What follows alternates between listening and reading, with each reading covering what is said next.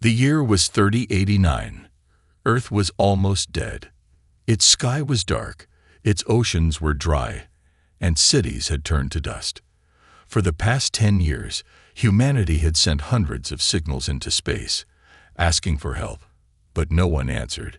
Not the Galactic Union, not the empires, not even the small planets that once traded with Earth. One by one, every star turned away.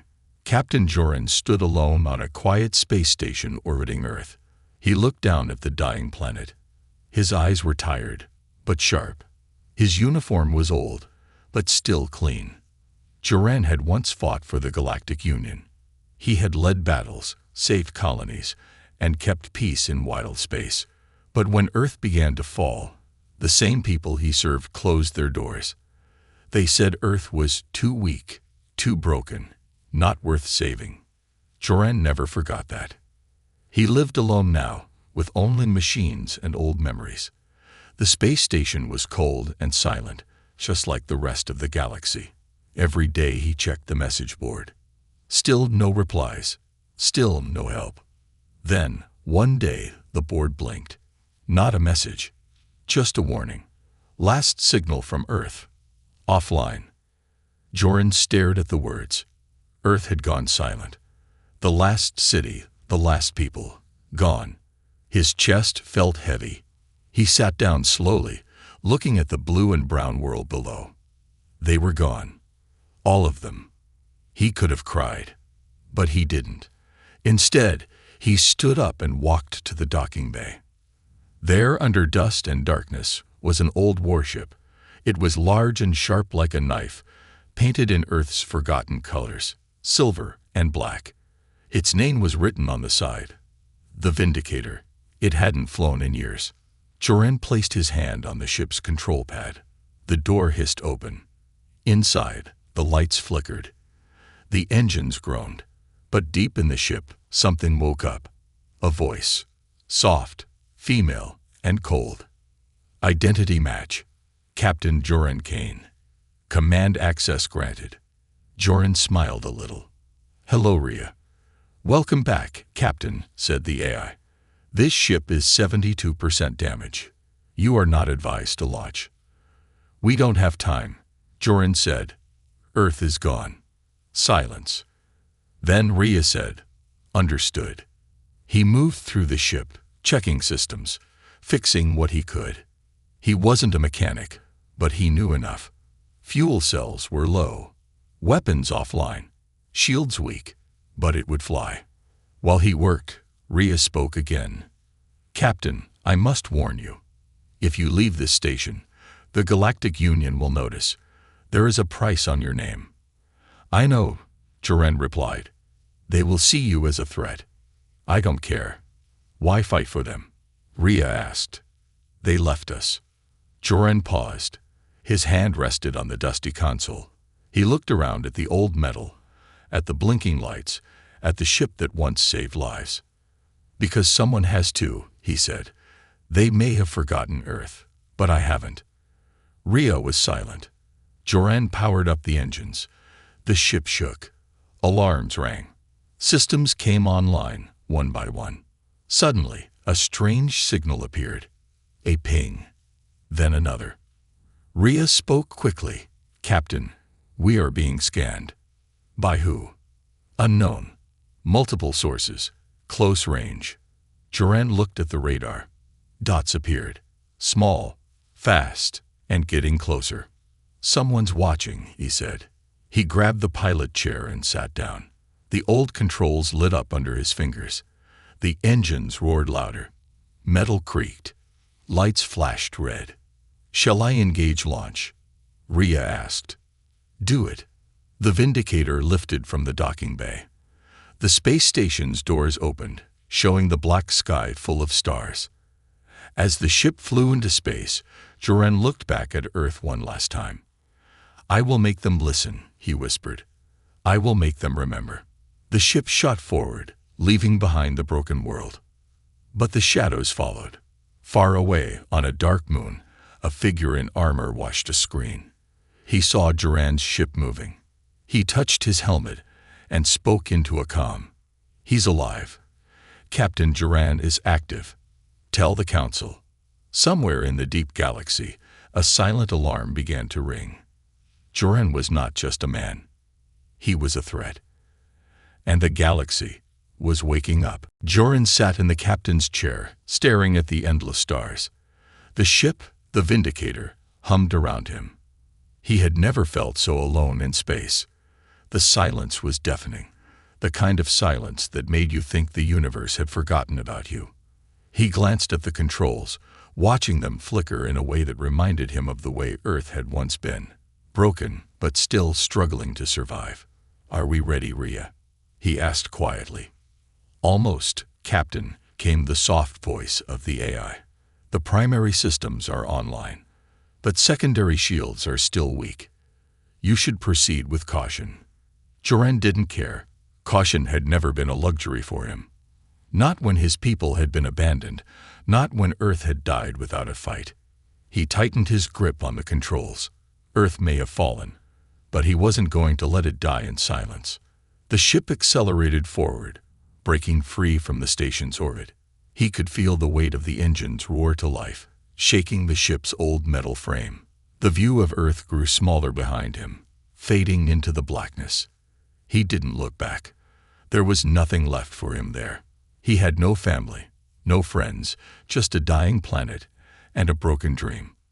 As the Vindicator cut through the stars, Duran's mind raced. Where was he going? He had no plan, no allies. The only thing he knew was that he had to warn someone. The Galactic Council, the very ones who had turned their backs on Earth, needed to know what had happened. But would they even care? Would they listen to a lone human who had nothing left to lose? Suddenly, a light blinked on the radar. A small dot appeared. Duran's heart skipped. It was close. Too close. "Rhea, what is that?" he asked, voice tight. "Unknown, Captain," the eye replied. "It's approaching quickly." Duran's instincts kicked in. He grabbed the controls, moving the ship to a higher speed, dodging the growing shadow that appeared on the radar. Whoever this was, they weren't friendly. He could feel it in the air. His hand hovered over the weapons systems, but Rhea stopped him. "Captain, I advise against engaging. This is not a normal craft." "Then what is it?" he muttered under his breath, his eyes scanning the empty void. Before Rhea could respond, a sharp ping rang through the ship's systems. A transmission. Static first, then a voice, distorted but clear enough to understand.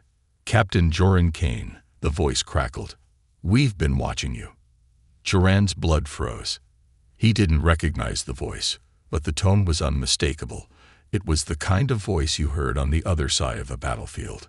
Cold, calculating, dangerous. "Who are you?" Duran growled, trying to steady his shaking hands. "We are friends of Earth," the voice replied, with a hint of mockery. "Or, perhaps, former friends. You're a hard man to find, Duran. You're lucky we've been keeping track." "I'm not here for games," Duran shot back. "You're in my way. Move or I'll move you." The voice chuckled. "Brave, but foolish. You're no longer just a man. You're a symbol they're all afraid of." Duran didn't like the sound of that. He couldn't let them control the narrative. He had to make his move first. "Get out of my way, or I'll destroy you," he said, his voice low and fierce. The voice paused, then laughed again, this time softer. "You still don't get it, do you? You're not the one who controls this fight." Before Duran could respond, the radar blipped again. More ships, coming from every direction, surrounded him. They weren't human ships, but alien, swift, sleek, and deadly. The kind of ships that could disappear in an instant, leaving no trace. His heart pounded in his chest as the first blast hit the Vindicator. The ship rocked violently, throwing Duran against his seat. Warning lights flashed red. Rhea's calm voice filled his ears. "Captain, shields are failing. They're here to stop us." "I won't be stopped," Duran muttered, his knuckles turning white on the controls. He activated the ship's old weapon systems, targeting the closest enemy ship. The first shot hit, but it barely made a dent. These ships were too fast, too well protected. The enemy didn't hesitate. They were closing in, their weapons primed. "Rhea, I need options. Now," Joren barked. "Engage evasive maneuvers, Captain," Rhea suggested. "I can initiate cloaking, but it will only last for a short time." Joren didn't hesitate. He slammed the control to the right, sending the Vindicator into a high-speed roll. The stars blurred into streaks of light as the ship dodged another attack. The enemy ships were relentless, but Joren knew he couldn't keep this up for long. "Do it," he ordered. Rhea's voice dropped an octave. Initiating cloaking. The ship's systems whined, and for a brief moment, everything went dark. The glowing ships surrounding the Vindicator disappeared from the radar. For the first time, Joren felt a spark of hope. They couldn't see him. They couldn't track him. But that hope was short-lived. The cloaking system began to fail. The enemy ships were already on his tail. "This is not going to end well," Joren muttered, gripping the controls. "But I won't die like this. Not without a fight." The first blast of energy tore through the shields, and Joren knew they didn't have much time left. He had to think fast. The next move would decide if they lived or died. And for the first time, Joren realized that this wasn't just about Earth anymore. This was about survival, his own and humanity's. He wasn't just fighting for Earth. He was fighting for the future, and he would do anything to make sure it wasn't wiped out like everything else in the galaxy. As the ships closed in, Joren's eyes narrowed. He wasn't running anymore. He was ready to face whatever came next, even if it meant going against the entire galaxy. The Vindicator shook as it cut through the darkness of space. Joren's hands gripped the controls so tightly that his knuckles turned white. The enemy ships had finally caught up, their sleek forms now surrounding him in a deadly web. The cloaking system had failed, and with it, the last hope for an easy escape. He was outnumbered, outgunned, and running out of options. But there was one thing he knew. He wasn't going to go down without a fight. He didn't have time to think about Earth, or the years he'd spent fighting for a lost cause. His mind was focused only on the present. These ships, these enemies, would not get the best of him. Not today. "Rhea, how much time until the shields fail completely?" Joren asked, his voice steady despite the chaos around him. "Approximately 5 minutes, Captain," Rhea replied coolly, though Joren could sense the hint of concern in her tone. The ship's AI was designed to be calm under pressure, but even she couldn't hide the reality of their situation. The enemy ships closed in. Their sleek forms seemed to flicker in and out of sight, their speed and agility making them nearly impossible to target. Joren could see the faint glow of their weapons charging, preparing to strike. He knew it wouldn't take long before they began firing at full force. "Time to fight," Joren muttered to himself. He adjusted the controls, activating the old weapon systems. The ship's cannons hummed to life, the low sound vibrating through the hull.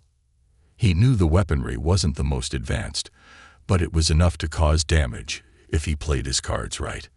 He fired a warning shot at the nearest ship. The blast missed, but it did the trick. The enemy ships scattered, breaking their formation to avoid the blast. Joren took the opening and dove straight into the heart of the cluster, weaving between the enemy ships like a predator among prey. His heart raced as the ships whizzed past him, barely missing by inches. He didn't have time to enjoy the adrenaline, though. His focus was entirely on the task at hand.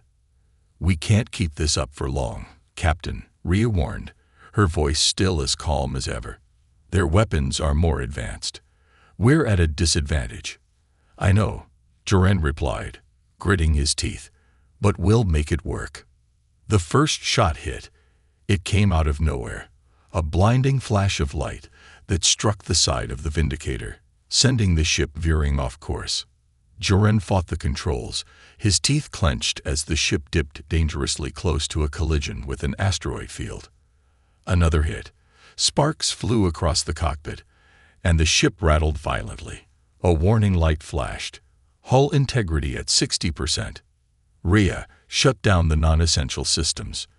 Divert all power to the shields and engines. Joran ordered, his voice steady but urgent. Understood, Rhea replied, and the ship hummed as the systems adjusted. It wasn't much, but it was enough to keep them flying. The enemy ships didn't give him a second to breathe. They were everywhere now, surrounding him from all sides. Joran's heart pounded in his chest, but he refused to panic. Panic meant failure, and failure meant death. He slammed the control stick hard to the right, sending the Vindicator into a sharp roll. The ship barely avoided a direct hit, but Joran didn't stop. He fired back with everything he had, his aim slightly off but close enough to damage one of the ships. It wasn't much, but it was a start. Another round of blasts came in from the left, and Joran couldn't avoid them in time. The ship jolted, throwing him against the seat. The pain was sharp, but he pushed it aside. He had to focus. He had to survive. "Captain, there's an anomaly in the vicinity." Rhea's voice came again, calm but urgent. "Something's not right." "What do you mean, an anomaly?" Joran asked, trying to regain control of the ship. "I'm detecting a second wave of ships, small, but numerous. They're closing in." Joran's stomach dropped. If this was a trap, they were already in it. He looked out the window, scanning the endless void. Nothing. But then, his radar pinged again. There it was, an entire fleet, hidden behind an asteroid belt. He could make out the shape of their ships, like dark shadows in the distance. His mind raced. This wasn't just a random group of mercenaries or bounty hunters. These ships were organized, coordinated. Whoever was behind this had resources, and they had a reason to stop him. "We're outnumbered, Rhea. Can we outrun them?" Joran asked, already knowing the answer. "Negative, Captain. They're too fast." Joran cursed under his breath. They had no choice now. If they stayed on this path, they would be destroyed. If they tried to escape, they would be hunted down. But there was one thing they hadn't tried yet, something he'd been avoiding, but now felt like the only option. He flipped a switch, and the ship's remaining cloaking device powered up. It wasn't much, just a faint shimmer, but it might buy them some time. "Hold on," Joran said through gritted teeth. "We're going dark." The ship's systems hummed, and for a moment, everything went quiet. The enemy ships slowed their approach, confused. The radar lit up with signals, but they couldn't pinpoint the Vindicator. Joran took a deep breath, feeling the tension leave his muscles. This was their chance. But just as he was about to make his move, a voice crackled through the comms. It wasn't Rhea. "Captain Kane." The voice said, smooth and cold, "You really thought you could escape? There's nowhere to hide." Joran's blood ran cold. This wasn't just a random attack. Someone knew who he was, what he was doing, and they weren't about to let him go. The fleet closed in again, and this time, there was no escape. Joran slammed the throttle forward, ready to fight once more, but the odds had never been worse. This was no longer a simple rescue mission. It was a war, and Joran was now the enemy of the galaxy itself. The ship's engines roared, pushing the Vindicator forward, but Joran knew this was a desperate move. The cloaking was failing, and he couldn't outrun the fleet closing in behind him. The blackness of space seemed to grow heavier with every passing second, the enemy ships now unmistakably within his sights. Their weapons flashed in the distance, ready to rip through his defenses at any moment. Joran's heart pounded in his chest, but he kept his focus sharp. There was no turning back now. Rhea's voice, as calm as ever, broke the silence. "Captain, the cloaking system is at 35% power. We have approximately 3 minutes before full visibility is restored." Joran didn't respond. He didn't need to. There was no time for words, only action. He adjusted the course, pulling the Vindicator into a sharp turn to avoid a direct hit from a volley of enemy fire. Sparks flew, and the hull groaned under the strain. Another warning light flashed. Shields at 40%. He cursed. They were running out of time and options. With a quick glance at the radar, he saw that the enemy fleet had split into two formations, trapping him from all sides. The ships were faster than anything he'd ever faced, designed for precision and rapid assault. But Joran had one advantage they didn't: experience. He'd fought in battles where the odds were stacked against him, where victory was a dream that seemed impossible. Yet he'd survived. He'd always found a way. "Rhea, open the main weapons bay," he ordered, his voice steady despite the chaos around him. "Captain, are you sure?" "The ship's weapons are not at full capacity," Rhea replied. "I'm sure," Joran said, gritting his teeth. "There'll have to be enough." The weapons bay doors creaked open with a hiss, revealing the ship's old cannons. The energy reserves were low, but Joran didn't have time to worry about that. The first wave of enemy ships was closing in fast, and he had to act now. He fired first, launching a barrage of heavy shots that screamed toward the approaching fleet. One of the ships exploded in a burst of light, debris scattering across the cold void of space. But before he could enjoy the small victory, another shot hit the Vindicator, sending the ship spiraling. The emergency lights flashed, and the ship's systems flickered. "Shields are gone," Rhea said softly, almost regretfully. "Hull integrity at 30%. We won't survive another hit like that." Joran gripped the controls with both hands. He wasn't ready to die. Not yet. Not when there was still a chance to save what was left of humanity. His eyes darted over the console, scanning for any advantage they could exploit. The enemy ships closed in for another strike. This time, Joran wouldn't wait for them to make the first move. He turned sharply, using the asteroid field ahead of them as cover. It was a risky maneuver, but it might be their only chance. The enemy fleet hesitated for just a moment, but it was enough. Joran pushed the ship into a high-speed dive, weaving between the asteroids, narrowly avoiding collisions. The enemy ships, more accustomed to open space, struggled to follow him through the tight gaps. It was a dance of life and death. Joran at the helm, moving with desperate precision, while the enemy tried to catch him. A blast scraped the side of the ship, sending a jolt through the hull. Joran fought to keep the ship steady, his breath shallow. The damage was starting to take its toll. Every move he made felt like a gamble. But there was no turning back. "Captain," Rhea said, a hint of alarm in her voice. "There's something new. A larger ship, emerging from the asteroid belt. It's targeting us." Joran's stomach twisted. A larger ship. That was the last thing he needed. He scanned the radar, and his eyes narrowed when he saw the massive silhouette breaking free from the shadows of the asteroids. It was a warship, powerful, heavily armed, and far more advanced than anything the Vindicator could handle.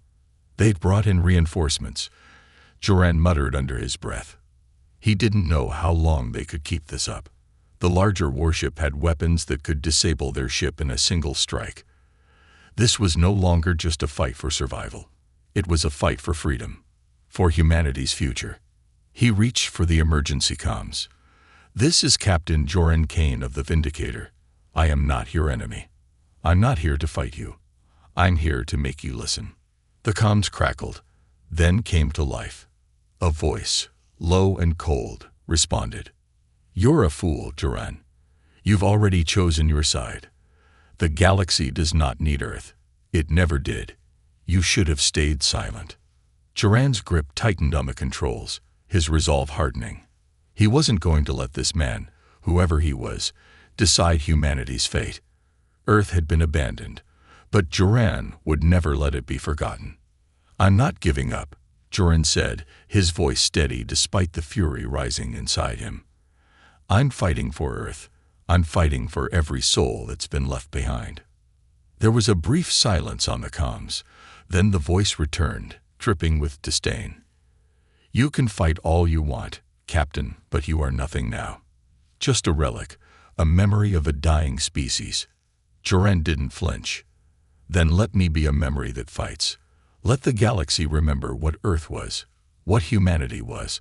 If you won't listen to reason, I'll make you listen with force." He switched off the comms, cutting the enemy off. The larger warship was closing in, and time was running out. He had no more options, no more hope. But there was one thing he knew: he couldn't back down. Not now. He turned the Vindicator toward the warship, preparing for a final desperate maneuver. The ship's cannons recharged, the weapon systems humming to life. But Joran knew it wouldn't be enough.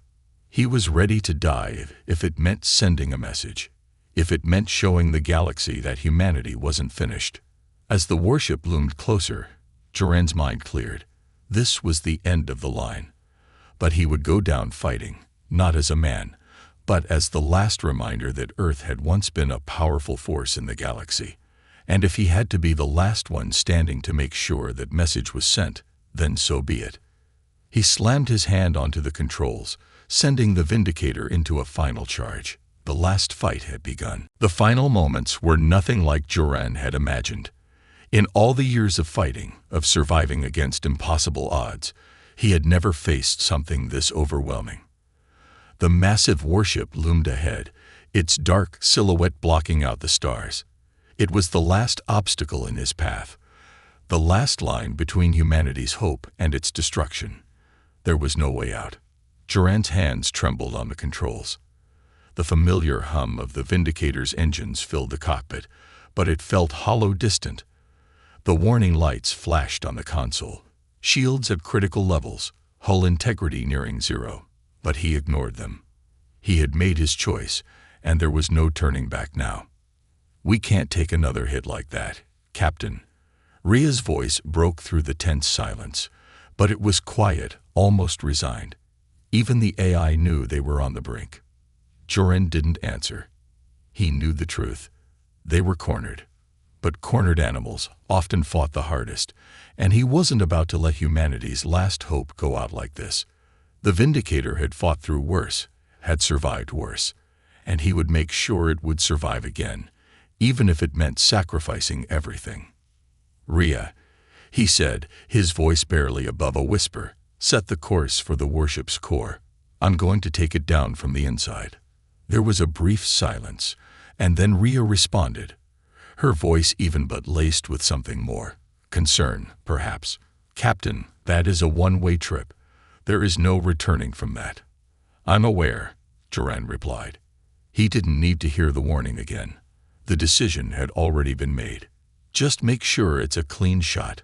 We're going to hit them hard." The AI processed the request, calculating the trajectory. Calculating. Course set. "But Captain, the chances of survival are minimal. You're asking for a direct assault on the core. It's not designed for this kind of attack." Joran set his jaw. He could almost hear the faintest trace of hesitation in Rhea's words, the silent fear that perhaps she had once held hope for him. But he didn't have time for doubts.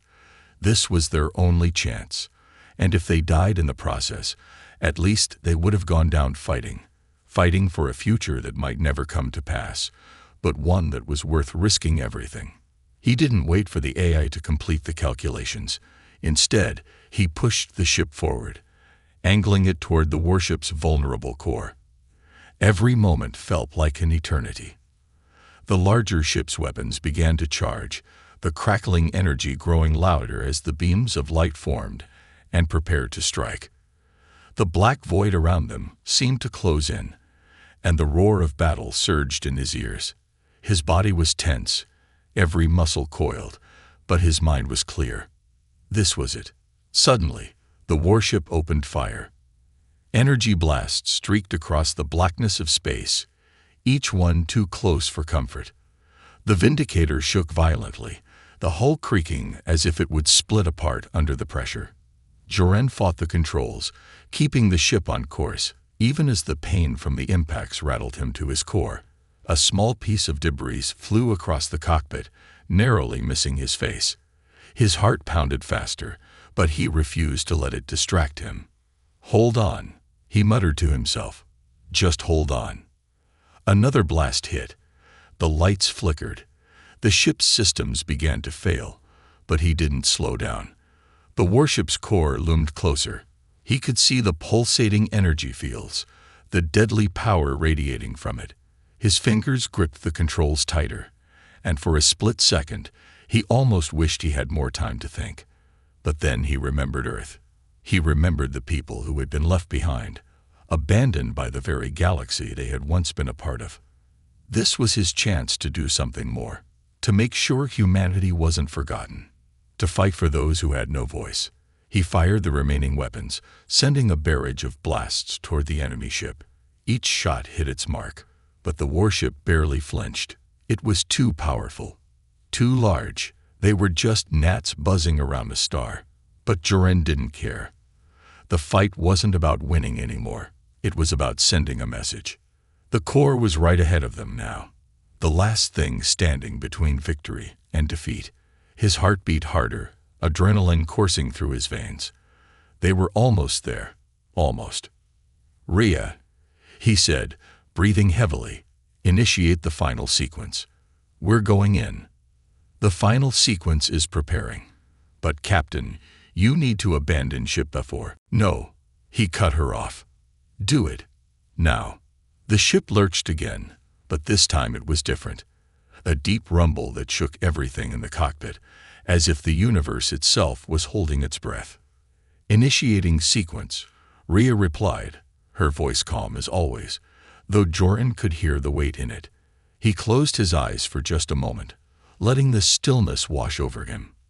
Then, with one last powerful push, he drove the Vindicator into the heart of the warship's core. The world exploded around him. The ship bucked wildly, the explosion sending shockwaves throughout the Vindicator's frame. There was a moment of blinding white light. Then nothing. Silence. Joran's eyes fluttered open. The first thing he saw was the blackness of space, the stars still distant, still cold. But something was different now. The enemy warship was gone. There was nothing left but the echoes of battle.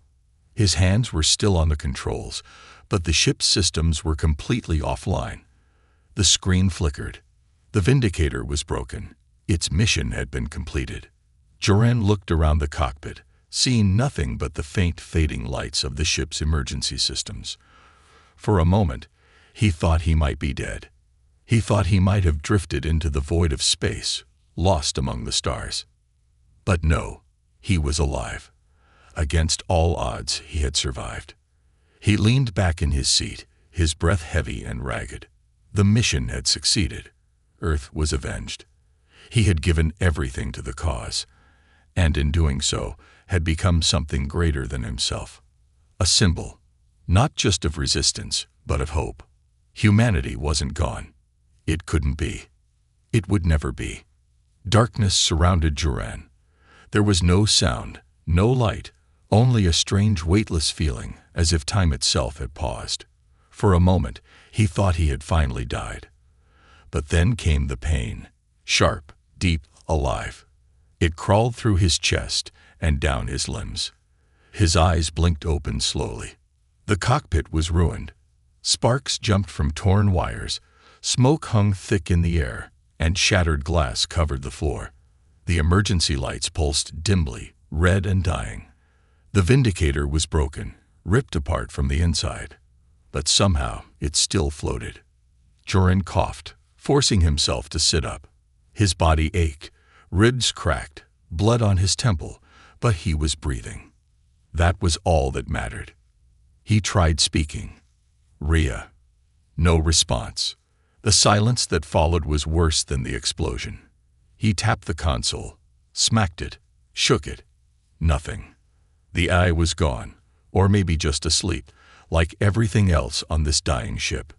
Joran struggled to stand, gripping the control panel for balance. The stars outside blinked coldly at him through the shattered glass. The enemy warship was gone. Just dust and fire now. He had done it. He had destroyed it from the inside, shattered its core, and lived to see the aftermath. But the cost was clear. The Vindicator was no longer a ship. It was a tomb waiting to drift into the endless dark. He pulled himself toward the backup systems at the rear of the ship, crawling more than walking.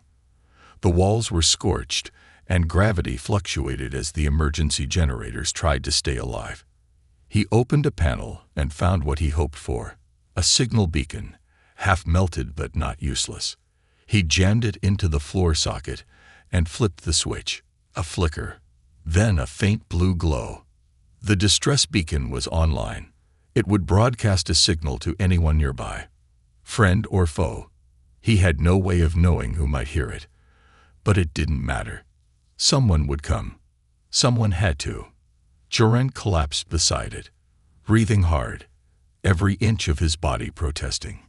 He wanted to close his eyes and drift away, but something made him stop. A faint sound, metal clanking, not from the ship, but from somewhere outside. He pulled himself to the window and looked out. A ship was approaching. Not massive like the warship, but sleek and dark, unmarked, silent. It moved with purpose, sliding through the void like a shadow. Joran narrowed his eyes. This wasn't a rescue ship. It wasn't one of theirs. It docked. Magnetic locks hissed, and the outer hull of the Vindicator shook gently. Then came the sound of boots, slow, heavy, deliberate. Someone was coming in. Joran grabbed the only weapon still intact, a small plasma cutter. It was weak, meant for repairs, not combat, but it was better than nothing. The cockpit door opened with a painful creak. A figure stepped through, wearing dark armor, helmet hiding their face. They paused, looking at Joran, then at the broken ship around him. Captain Joran Kane. The voice said, calm and flat. You should be dead. Joran didn't lower the plasma cutter. I get that a lot. The figure didn't raise a weapon. Instead, they reached up and removed the helmet. It was a woman, pale-skinned, dark-eyed, with a sharp scar across her cheek. Her expression was unreadable. I saw what you did, she said. The galaxy saw it. Joran frowned. Who are you? A messenger, she replied. From the ones who didn't forget Earth, from those still in hiding. He blinked. There are others. She nodded slowly. More than you think. You weren't just fighting for nothing, Captain. You lit a signal, a fire. And now, they're ready to rise. Joran stared at her, breath caught in his throat. For so long, he had believed he was the last one, the last fighter, the last voice. But now, here was someone standing in front of him, not to finish him, but to join him. She took a small device from her belt and tossed it on the floor. A map lit up in the air, showing several red dots scattered across the stars. Hidden outposts, secret bases, survivor ships. They've waited in silence, she said, afraid, scattered. But now, with the warship gone, the enemy is weaker. The time has come. Joran lowered the plasma cutter. A slow smile pulled at the corner of his mouth. It was broken, tired, and full of pain, but real. Then what are we waiting for? The woman returned the smile, just slightly. Welcome back, Captain. The fight's not over. She helped him to his feet, and together they moved toward her ship. The stars outside were still cold, still distant, but they no longer felt empty. For the first time in a long time, Joran didn't feel alone. The ship moved through space like a ghost, silent, sleek, and nearly invisible to any scanners. Joran sat quietly in the co-pilot's seat, watching the stars blur past the window. The woman, whose name he'd now learned was Celine, stood by the command console, entering coordinates with careful precision. Neither of them spoke for a while. Words weren't needed. They both knew what was coming.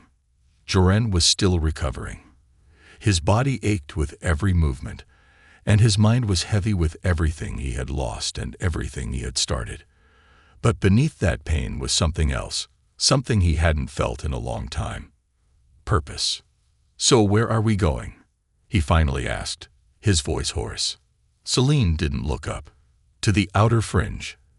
There's a base hidden inside an asteroid belt. It's where the resistance has been gathering. You'll meet them there. Joran nodded. They'd really waited this long. All this time, hiding, "We had no choice," Selene said. "After Earth was abandoned and the galactic powers closed their gates, anyone who tried to help was hunted. Silence became our only weapon. But what you did changed everything. When you destroyed that warship, the signal went out. Across the black. Across every blocked channel." Joran leaned back in his seat, staring at the ceiling. "I didn't plan on becoming a symbol." "Symbols don't plan," she said simply. "They survive. They endure." The journey continued for several hours before the ship finally dropped out of warp. Ahead of them lay a massive asteroid field, jagged and glowing faintly from mining scars and hidden energy fields. Selene navigated through with practiced ease, flipping switches and guiding the vessel into a narrow crevice between two enormous rocks. Joran tensed as the ship approached a wall of stone, but just before impact, the asteroid shimmered and vanished, revealing a hidden entrance cloaked in holographic light. Inside, the ship entered a massive hangar carved into the rock. Lights blinked. Alarms flashed briefly as scanners identified their ship, then turned green in welcome. As the docking clamps locked in place, Selene turned to him. "You're not just a pilot anymore, Joran. You're the reason they believe again." The doors hissed open. Hundreds of people stood waiting inside the base. Some wore armor, others uniforms of forgotten Earth fleets. Many looked worn and tired, but their eyes lit up when they saw him. Whispers moved through the crowd like a rising wave. "That's him. The man who destroyed the warship. He's alive." Joran Kane. He stepped forward slowly, unsure of how to respond. He had spent so long fighting alone, running, hiding. Now here he was, facing the very people he had fought for, and they looked at him like he was more than a man. Selene stepped beside him. "They don't need a speech," she said quietly. "They just need to know you're real." Joran looked at the faces, young, old, alien, human, all different, but all united by one thing. They still believed Earth mattered. That humanity still had a place in the stars.